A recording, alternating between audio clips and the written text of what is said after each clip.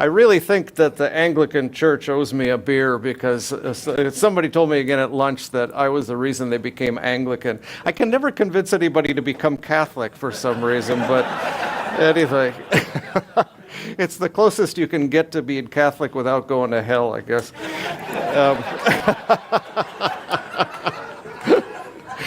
Everybody knows Catholics are not saved, you know. So, thanks for the invitation here to the Telos Collective, and to Ryan especially, who's done so much work on putting together a conference. I know it takes a lot of work, and to Todd and everybody else for the invitation. It's good for me to talk to pastors especially, and kind of bridge that academic pastoral divide. We had a joke in graduate school where we used to say, oh, sure, it works in practice, but how does it work in theory, right? And so hopefully we can kind of bridge that gap a little bit. This, what I'm going to talk about this afternoon is part of a book I'm working on idolatry, or I should say a book that I daydream about working on while I'm sitting in committee meetings and that sort of thing. But this is what I want to be working on, is a book on idolatry. And what idolatry can tell us about if it's a useful concept for our current cultural climate. And it's a tough sell in some ways because it sounds very triumphalistic, right? Following on Jenny's presentation, we want to try to avoid that. Just kind of idolatry gets thrown around a lot as an accusation, right? So I want to see, it's a very deep, important biblical theme. I want to see if it can be useful for us. So there's a great deal of concern in the churches these days over the rise of nuns in the United States, those who claim that they have no religious affiliation at all. In the past, most would claim some affiliation with Christianity or Judaism, even if they didn't darken the door of a church or synagogue very often. But today, those claiming to be religiously unaffiliated account for 20% of the population. Among the young, it's even higher, it's 32%. It used to be expected that young people would fall away from the church when they left home and then come back when they had kids of their own. They're still falling away, they're not coming back. And of the unaffiliated, 68% still claim to believe in some sort of God, but the numbers of atheists and agnostics are rising rapidly. In 2001, atheists and agnostics were less than 1% of the U.S. population. Now it's 7%, so that's a 700% increase in 13 years. The number of atheists and agnostics is at least 3 times greater in Europe as a whole. In some European countries, 50%. And it had been asserted by sociologists for decades that post-war Europe is the exception to the rule, the secular exception. But now a lot of sociologists think that the United States is going to be in the same boat in about 20 years. So the rise of atheism in particular, and lack of affiliation more broadly, is clearly a challenge for us in the churches. So where do we look for wisdom in dealing with that challenge? As Christians, we think, well, let's look to the Bible, but the Bible doesn't really have much to say about atheism except for a few throwaway lines like Psalm 14, right? The fool says in his heart, there's no God. The reason the Bible doesn't deal with atheism seems fairly straightforward. There just weren't many atheists around back then. Even the Epicureans just, didn't think that the gods intervened, but didn't necessarily deny the existence of the gods. Atheism seems like a modern phenomenon, as the denial of the existence of anything kind of beyond the imminent realm. So the Bible is silent on atheism for the same reason it's silent on nuclear weapons, right? There just weren't any at the time. But there's, I think, another more interesting reason that the Bible doesn't address atheism, and that's because the Bible doesn't really think that atheism is even possible for most human beings anyway. The big problem the Bible addresses is not too few gods, but too many. Idolatry, not atheism, is the pressing concern in the Bible. So the problem is people following all sorts of gods, whether they acknowledge it or not. Jesus seems unconcerned about atheists. He seems concerned about those that will follow Mammon and Caesar and so on, instead of the one that Jesus calls Father. Even Psalm 14, if we read past the first verse, is really more about idolatry than anything else. The fool says, in his heart there is no God, they are corrupt, their deeds are vile, there is no one who does good. The Lord looks down from heaven on the sons of men to see if there are any who understand, any who seek God. All have turned aside, they have together become corrupt. There's no one who does good, not even one. So the psalmist is concerned not with the one who denies the existence of God, but with the many, or really with the all of us who, regardless of what they claim to believe about the existence of God, turn aside from the true God and follow their inclinations elsewhere. So I'm going to argue this afternoon that the Bible isn't concerned with atheism because it doesn't believe in atheists. Everybody has their own gods. They obey whether they claim to believe in supernatural beings or not. So idolatry, not atheism, again, is the problem. And this is as true of the age in which the scriptures were written as it is of today. The Bible's critique of idolatry, in other words, raises questions about the discourse of secularization in our own day. In what sense do we live in a secular age if people continue to be enchanted by material things? So I'm going to begin by assessing this discourse of secularization and disenchantment. Then I'll look at the Bible on idolatry, and then try to tease out what this says or doesn't say about our present situation, make some comments about what this implies pastorally.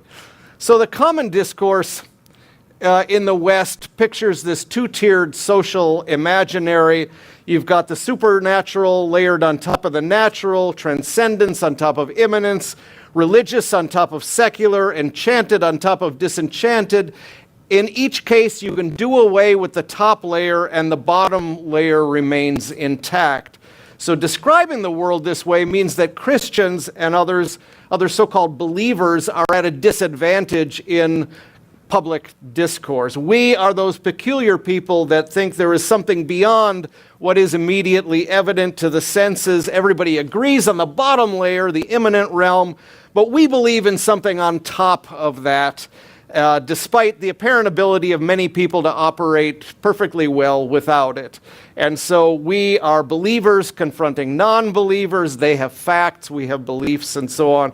Charles Taylor's monumental book, A Secular Age, which tries to diagnose this, adopts this two-tiered view and regards the modern world as disenchanted. The pre-modern world is one in which the exterior world is full of spirits and demons and saints and ghosts and so on, and magical powers that effect a change in reality independent of the mind.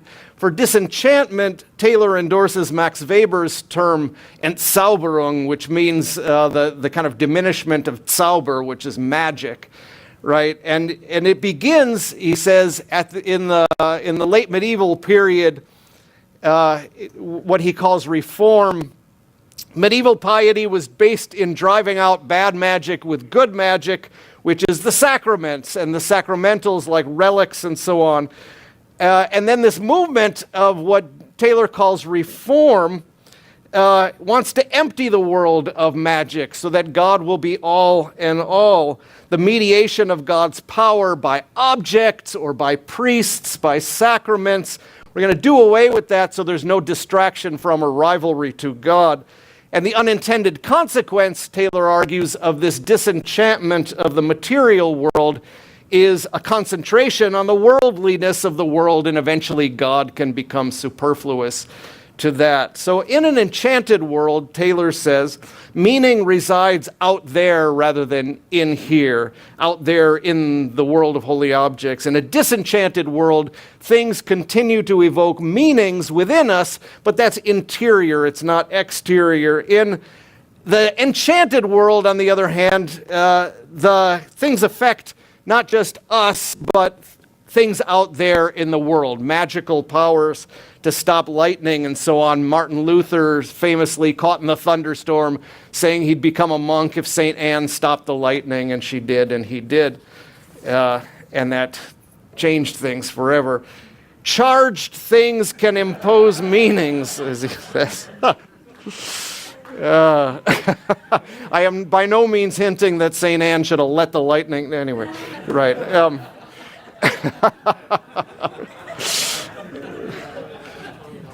Luther is our friend. Charged things can...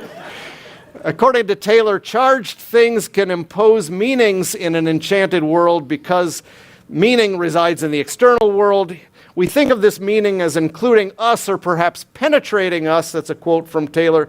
Meaning in an enchanted world, therefore, is neither wholly within nor wholly without the person. Selves are porous, he says.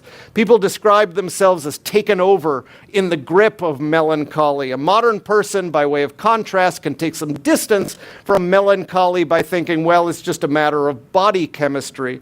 Modern selves, Taylor says, are buffered selves as opposed to porous selves because the boundary between the interior and the exterior is much more distinct. According to Taylor, the process of disenchantment that we've gone through is irreversible. What he means by disenchantment is not necessarily the loss of religious belief, but the interiorization of belief so that it becomes optional. It once was almost impossible not to believe in God. Now it's just one option among many, and optionality is not optional for us, according to Taylor. What I'm trying to describe here is not a theory, rather my target is our contemporary lived understanding, the way we naively take things to be. According to Taylor, the main feature of this new context is that it puts an end to the naive acknowledgement of the transcendent or of goals or claims which go beyond human flourishing. Naivete is now unavailable to anyone, believer or unbeliever alike, he says, but if you look at the previous quote, it's clear that we do still have a naivete, and it's the naivete of optionality, right? So we are still in this naivete, but we think it's not a naivete, and that's the kind of tension I think that Taylor doesn't really deal with very well. So Taylor then describes the modern disenchanted social imaginary in terms of the imminent frame, a natural order contrasted to a supernatural one, an imminent world over against a transcendent one. So again, this two-tiered version of reality. We seem to have no choice whether or not to inhabit the imminent frame, but we can choose whether or not to inhabit it as open to transcendence.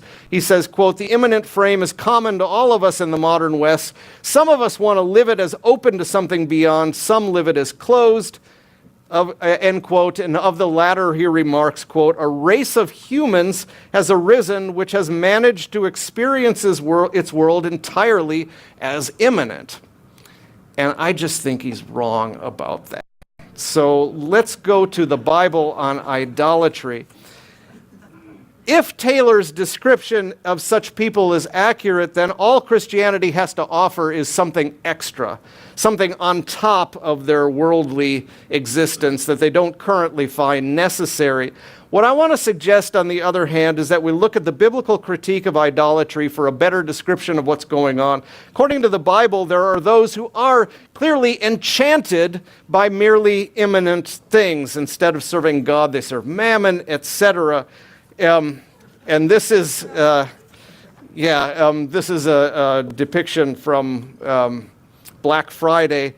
The biblical critique of idolatry indicates that the people waiting to burst into the electronics store at midnight on Thanksgiving and run frenzied for the discount television sets are not buffered selves, right?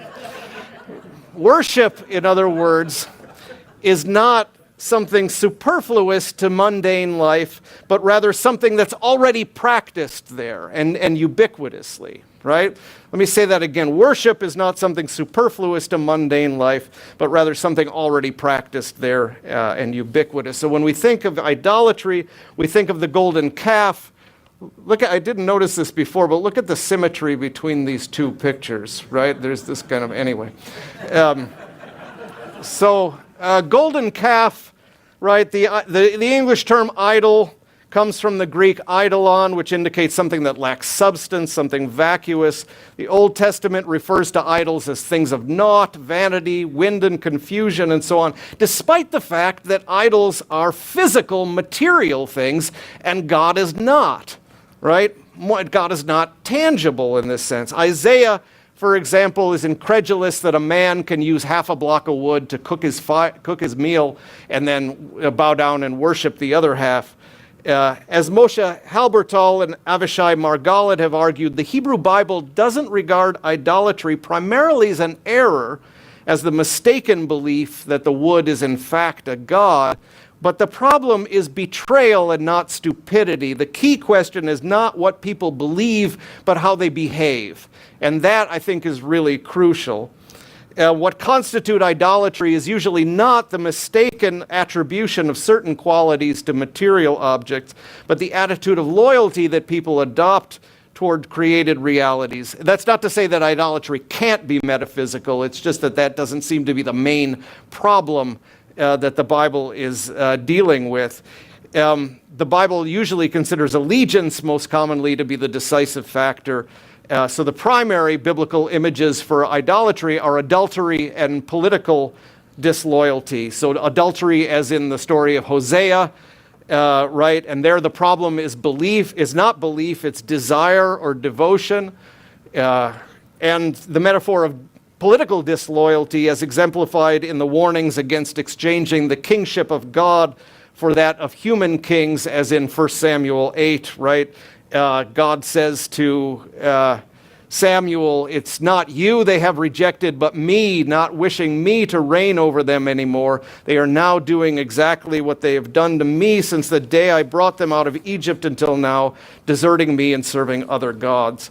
So in comparison to the marital metaphor, the political image of idolatry is a little bit less exclusive. You can't have a stand-in for your spouse, but the human kings can be seen as God's agents, provided they make clear that they depend on God. And there you see the kind of ambiguity in the concept of idolatry, the kind of more or less nature of it. As Isaiah makes plain, pride is the root sin. Kings are not to trust their own power or that of their human allies. So Isaiah 31, out of many examples, woe to those going down to Egypt for help, who put their trust in horses, who rely on the quantity of chariots and on great strength of cavalrymen, but do not look to the Holy One of Israel. So in this passage, Isaiah continues on to link the turning away from God with the idolatrous reliance on what is created instead of the Creator. It says, quote, "The Egyptian is human, not divine. His horses are flesh, not spirit."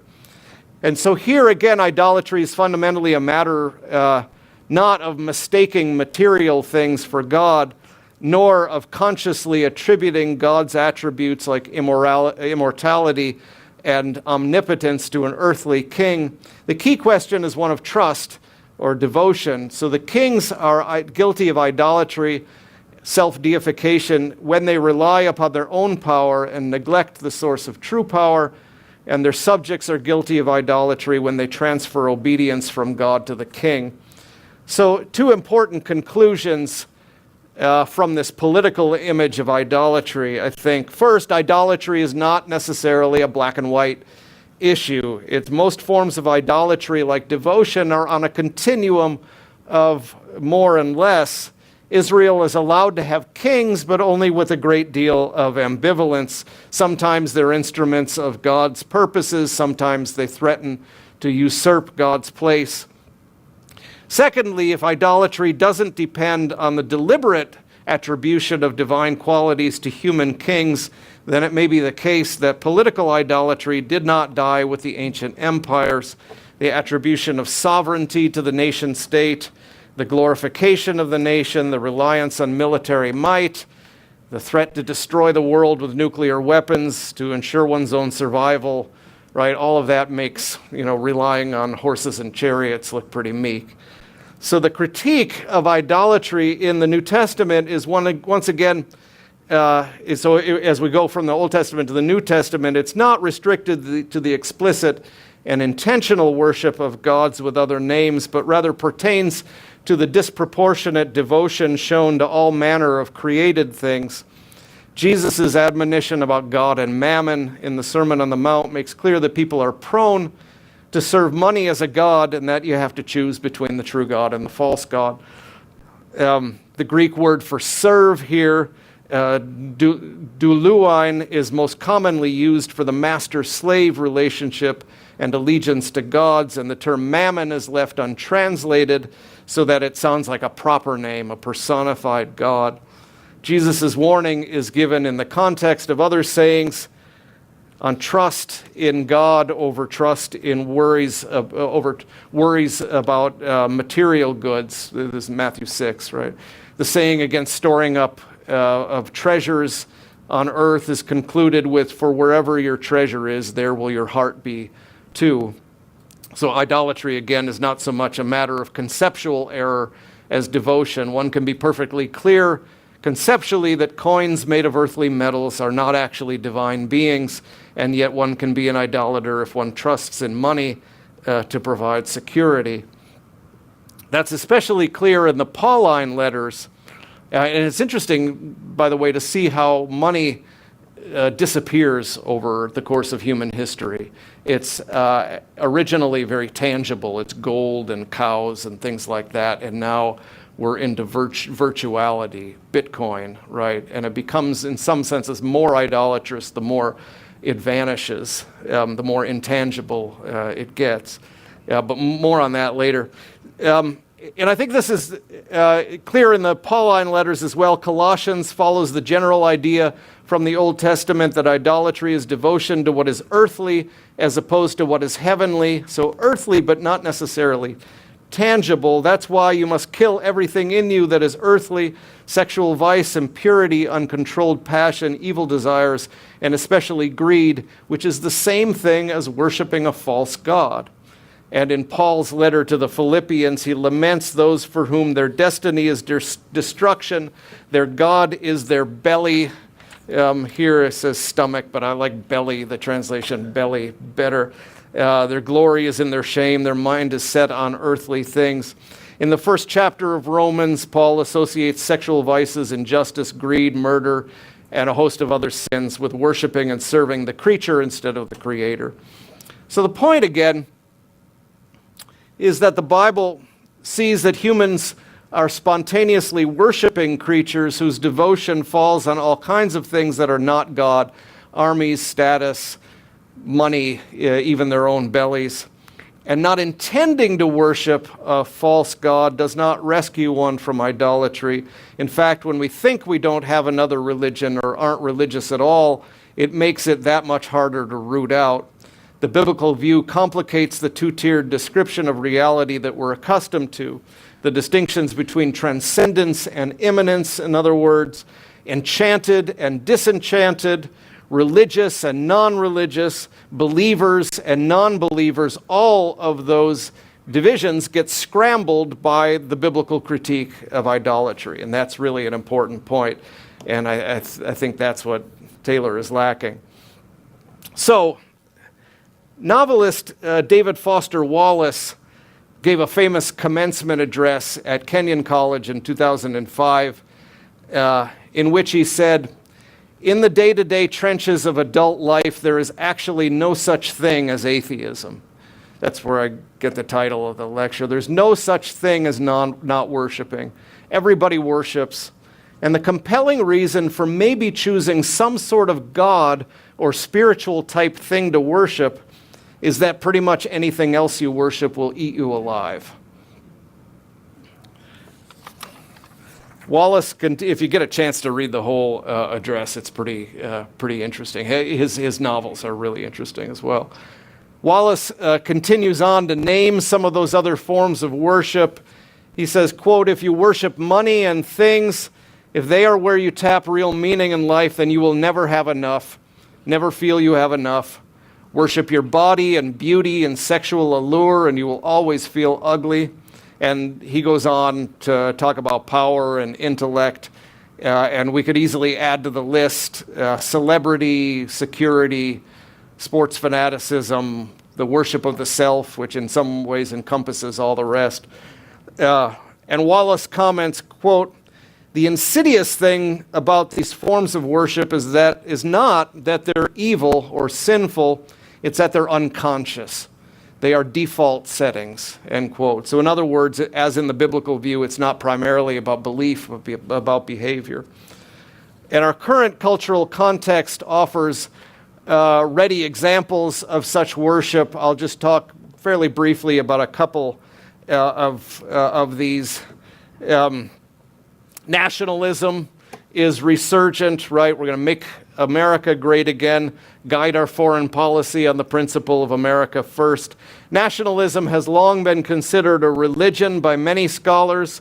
Carlton Hayes, distinguished professor of history at Columbia University, his book, Nationalism, a Religion. More recently, Carolyn Marvin, professor at the University of Pennsylvania, has written, quote, "Nationalism is the most powerful religion in the United States and perhaps in many other countries." Nationalism is the most powerful religion in the United States. And the reasons that nationalism is considered a religion are multiple. It's based on belief. It's manifested in rituals and symbols. It employs grand narratives of providence and salvation. It incorporates sacrifice. And I'll just give a few examples of each one of these.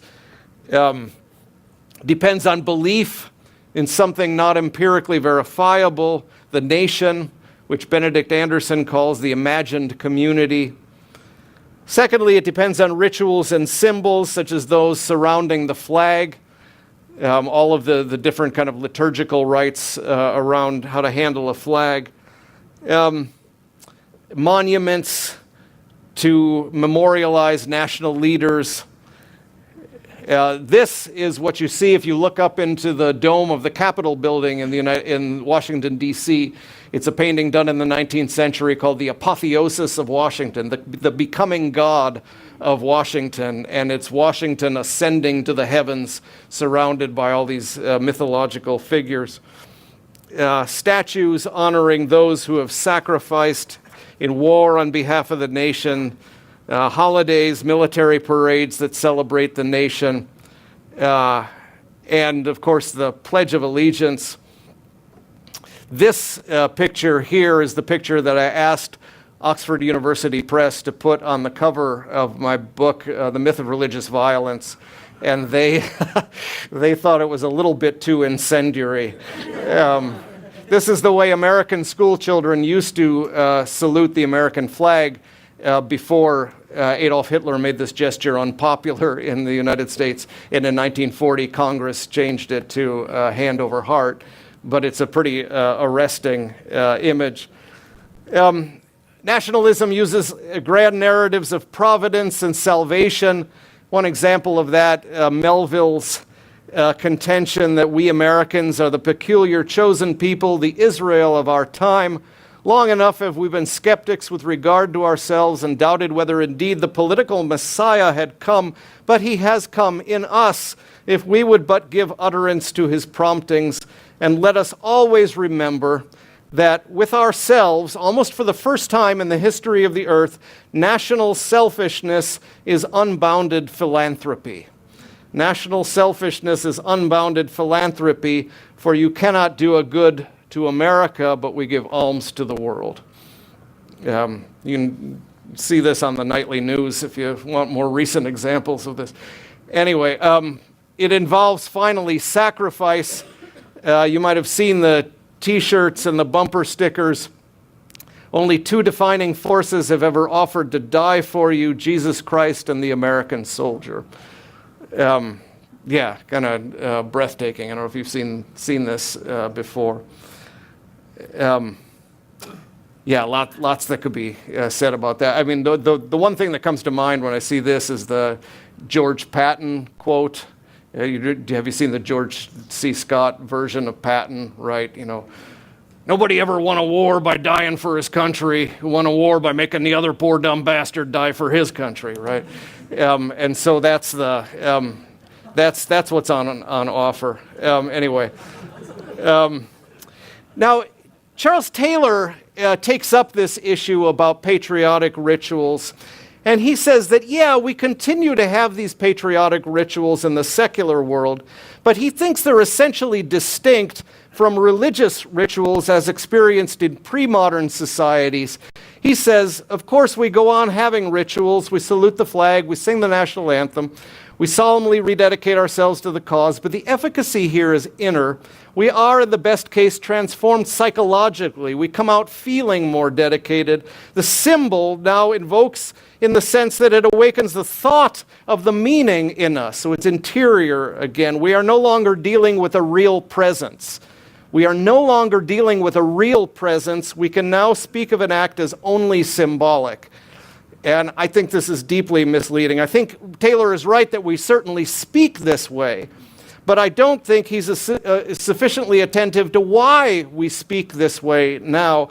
The description of patriotic ritual as only symbolic might not be merely descriptive but prescriptive. It might be doing some political work to recognize patriotic ritual as religious, as more than only symbolic, puts it on the same level as so-called traditional religions like Christianity, and thereby sets up a confrontation between church and state, for example, over idolatry. If you deny that patriotic ritual is religious, if it's only symbolic, then we can preserve our political commitments from challenge. So his account of enchantment and disenchantment, I think, relies too heavily on people's descriptions of their own behavior and not on their behavior as empirically observable, right? People may fully recognize that they are dedicating themselves to a purely temporal cause, but what really matters is what they do with their bodies, right? If they're willing to kill and die for something that is only symbolic, then the efficacy here is not inner, as Taylor puts it. So to say that my ritual patriotic actions are only symbolic allows me to be a good Christian and to kill for my country at the same time. This is interesting, though, because the more I think about this, nationalism calls forth certain virtues. Loyalty to one's place and care for the common good and a spirit of self-sacrifice, a love of something bigger than oneself, a sense of being part of a common project to which one's own selfish wants must be subordinated. All of this, right? My dad is part of this greatest generation, right? And I think there's something to that, right? Because the same patriotic impulse in him, and he's a vet from World War II. That was the same impulse in some ways that put him in a pew every Sunday of his life. And there's something to that. Philosopher Jean-Luc Marion has written a lot about idolatry, but there's one little passage in one of his books where he laments the passage of what he calls, he laments the ease with which we desert idolatry, and we merely flit from one object to another. And you think about people flipping through images on their iPhones. There's something about what Marion calls the splendid idolatry that we're not even capable of anymore. There's a moral seriousness that's lacking there, dedication to a cause as opposed to merely shopping. There's a moral seriousness, which is in some ways much more dangerous, of course, but it also fills pews. So something to talk about there. What empties pews, according to sociologists, is consumerism. This is another example of this. Charles Taylor cites a study of post-war Breton culture where a thick Catholicism was rapidly replaced by consumerism. One villager is quoted as saying, quote, we no longer have time to care about religion. One seeks money, comfort, and all that. Everyone is now into that, and the rest, bah. Taylor comments, quote, it is almost as if the conversion was a response to a stronger form of magic, as earlier conversions had been. And the word almost here protects Taylor's contention that modernity is disenchanted and there's no turning back. But if you lose the word almost here, then I think you're getting at something interesting. The language of consumerism as a stronger form of magic calls into question this dichotomy between enchantment, disenchantment, religious and secular. Consumerism is in some ways, I want to argue, an altered form of sacramentality that modernity is supposed to have vanquished. And I'll talk more about sacraments in a bit. This, of course, is not a new idea, right? Karl Marx critiqued the commodity fetishism. So far from disenchantment of the material world, Marx thought that capitalism endowed material things with a kind of life and will of their own. Relationships between objects are substituted for relationships between people. They're fetishes with a will of their own.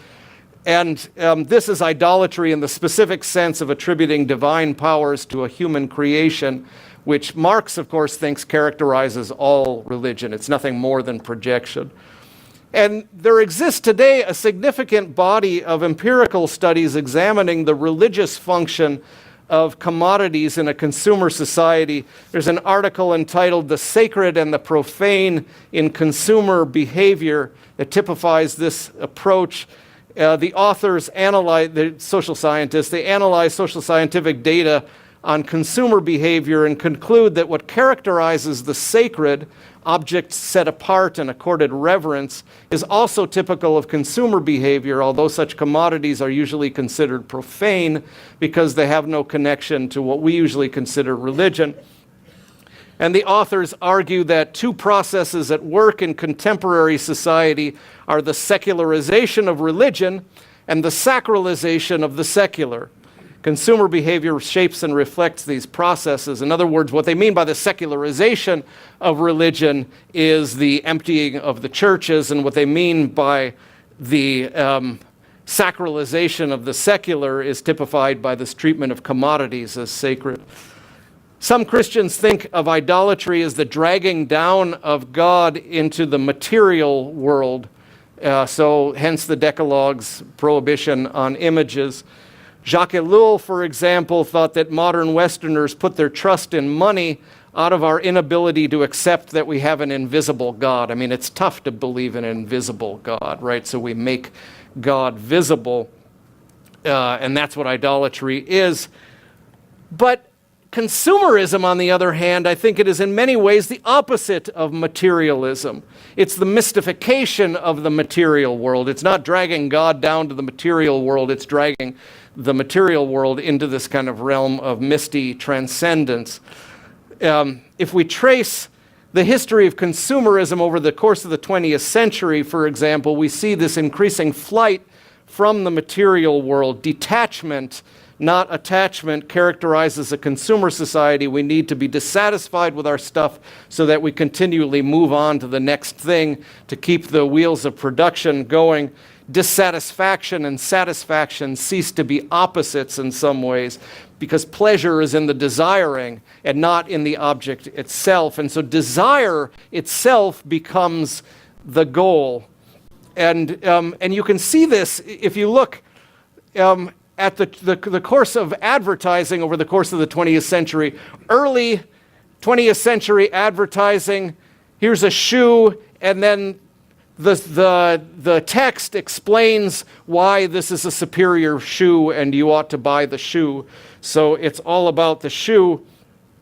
Mid-20th century, this is what happens to shoe advertising. Now you've got the Leo Burnett agency and so on, which doesn't talk so much about the product, but tries to associate the product with non-material aspirations like sex and status and freedom and power. And so isn't this terrible? Isn't this unbelievable? Yeah. Florsheim shoes, I think this was an advertisement for. But now we're at the point where the shoe has disappeared entirely, right? I mean, what the hell is this? Yeah. So,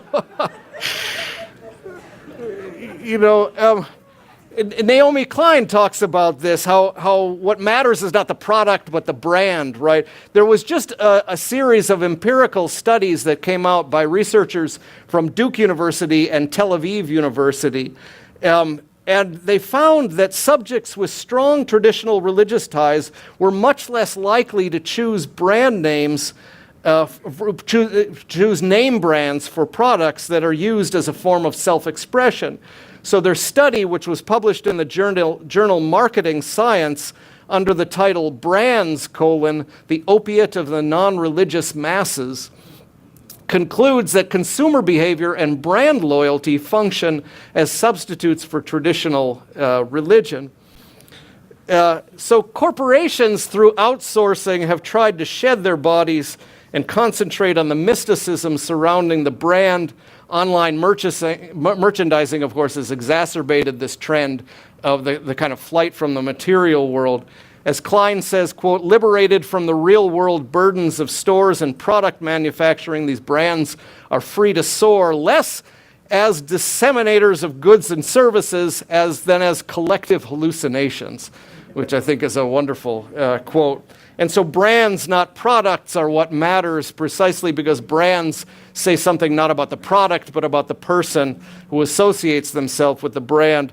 As Bernd Vandenwetsch says, quote, actual products are reduced to mere footnotes in a drama which features desire as a one-man show, end quote. So desire has been liberated from dependence on objects because humans have been defined as creatures who ceaselessly desire. Doesn't really matter what for. So desire is to be alive. To cease desiring is to be dead. And this desire for desire, as Vandenwetsch writes, lays bare the fact that for all capitalism's obsession with objects of accumulation, the secret idol of its economy of desire has always been man himself, meaning humanity. He's writing without using inclusive language here. Okay. So I promised I would get to pastoral implications of all this. We're tempted to dismiss this idea of nationalism as a religion, consumerism as a religion, as merely metaphorical, a bit of rhetorical excess. I want to encourage us not to dismiss that idea so easily. The idea is, after all, solidly and profoundly biblical. The critique of idolatry is one of the most important recurring themes in the entirety of sacred scripture. The idea also reveals some important things about our usual way of describing life in a secular world, things that way of describing things obscures. Nevertheless, there are right and wrong ways of handling this type of analysis as a theologian or a pastor. And let me begin by talking about some of the wrong ways. The wrong way, I think, is to make this into a species of triumphalism of the kind that Jenny McBride was rightly encouraging us to refrain from. Idolatry critique can be used as something that divides people. It's us versus them. They are the idolaters. And then there are we, the faithful. If we, the faithful, are in power, this can go bad very easily. There's been no shortage of violence done against idolaters over the centuries, lots of it in the Bible. When the Israelites were opposed as a group to peoples that they considered idolaters, they often showed no mercy, executing the ban against all living creatures.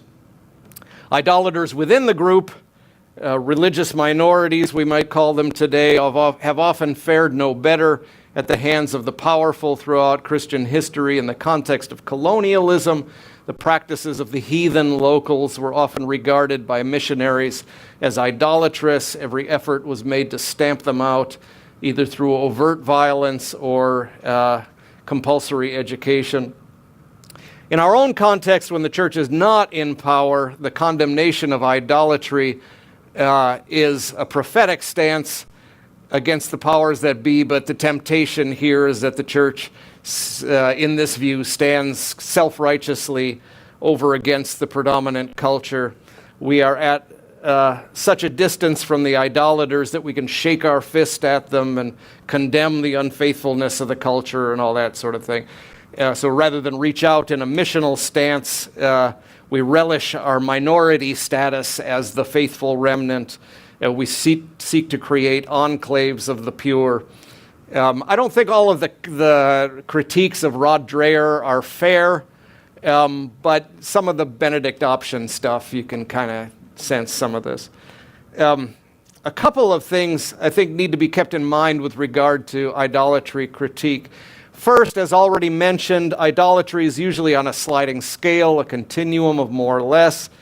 Idolatry critique identifies tendencies and styles that lean dangerously toward the more, but it's often not easy to point fingers and identify specific instances of idolatry. Second, idolatry critique in the Bible is most properly self-critique, right? The prophets usually are talking about us, right? Not about them. And they don't receive a lot of gratitude for that. We would do well, each of us, to direct idolatry critique at ourselves and our own daily practices, because we're all idolaters, of course. Most significantly, though, I think we're so used to idolatry critique being used to divide people that we don't see how it can just as well be used to unite people, and this is going to seem like a stretch, right? This seems counterintuitive that you can use idolatry critique to unite people, but the whole point of my analysis is to level the playing field between the secular and the religious, right? Between the enchanted and the disenchanted, the believers and the non-believers. David Foster Wallace's contention that there are actually no such thing as atheists, it can be used as a kind of verbal accusation, right? Aha, we know who you atheists really are, and you're not what you claim to be. But it can also be used, as I think Wallace intended, to create this space where we all acknowledge that we all have beliefs and commitments, and we can talk about our beliefs without dividing people into believers or non-believers, either to the advantage of the believers who cast the non-believers into hell, or to the advantage of the non-believers who consider us believers to be childish, credulous fools who swallow fairy tales and so on. Wallace favored, quote, some sort of God or spiritual type thing to worship, end quote. But he recognized a vast, indistinct frontier between God worship and other kinds of worship, a borderland that he spent most of his too short life wandering. And I think this kind of analysis can and should be restore a sense of confidence to our missional efforts, right? That we are not childish or archaic believers who have beliefs whereas other people have facts, right? Let me tell you what I believe, you tell me what you believe, and then let's have a conversation. But with this confidence also comes this recognition that we're not so different from our atheist despisers. There should be this kind of sympathy that we're not so different because we're searching for transcendence in one form or another. All of us are. So both critique and sympathy, if you want a biblical reference for this, a kind of model, it's Paul with the Athenians in Acts 17.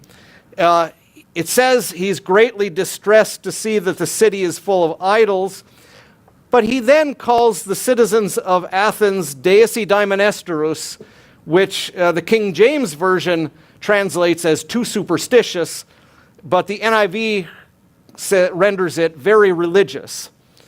So Paul is both critical of the Athenians' idolatry, and he sees in their worship a groping for the unknown God who made everything and gives breath to everyone. God did this so that they would seek him and perhaps reach out for him and find him, though he is not far from any one of us, for in him we live and move and have our being. As some of your own poets have said, he's talking to the pagans here, for we are his offspring. So even in idolatry, there's this inchoate reaching for the true God. The Bible's obsession with idolatry is not merely an attempt to divide the pure from the impure, but also at its root, this universalist anthropology, a recognition that all human beings are worshiping creatures, homo religiosus. And that anthropology, of course, is going to be unacceptable to most of those who consider themselves to be non-believers. But from a Christian point of view, it provides a basis for a sympathetic outreach in a world that's not simply disenchanted. Ultimately, however, idolatry critique can't be simply rhetorical. The only way to oppose a false enchantment is to offer people a better kind of enchantment, one that's based in the incarnation of Jesus Christ. So the present day idolatrous forms of enchantment are just, I want to argue, a parody of true sacramental practice through which God comes to us in material form. We need to reject the artificial division between secular and sacred and show that Christianity is a practice of seeing and enacting the presence of God in all things. So the sacraments of the church are not just some superfluous ritual, but a different, richer way of dealing with the material world, a special instantiation of the presence of God that radiates through all of creation. So the formal sacraments of the church are the burning focal points of God's presence in material reality, but that presence is not limited to them. The church makes a broader proclamation of the sacramentality of God's creation, the notion derived from the incarnation that the invisible God comes to us in visible, tangible, tasteable, hearable form. So the work that you're doing on sacraments and art, I think, is really important. The church's emphasis on beauty in art and music and design and liturgy and literature is all part of this recognition of the proper enchantment of the world. But that enchantment, of course, can't be limited to aesthetic experience, or it risks idolatry, the manipulation of God's presence for human consumption. The Eucharist is not the consumption of God. It turns the act of consumption inside out so that we are consumed by the body of Christ. Bread is not just a thing, its essence is revealed in being broken and given away and shared and consumed. So the ecclesial body of Christ is constituted by this breaking open of the sacramental body, such that the communion of those who belong to the body is enacted by their giving themselves away. The resistance to idolatry, in other words, can't just be aesthetic, it has to be ethical as well. The church resists idolatry by resisting the call of Caesar and Mammon, the gods of death, and enacting this different kind of politics and economy in which we use goods as holy things that manifest God's presence. Lots of possible examples here, fair trade economic arrangements, the hallowing of things that requires placing them in relationship to people that are then hallowed by these relationships. And I can give lots more examples, but I'm aware of the time, so let me stop. In summary, I think we need to resist this narrative of secularization and disenchantment. There are not too few gods, but too many, and we need to proclaim in both word and deed that the world is enchanted by the true God, who gives life and makes it holy. So thank you.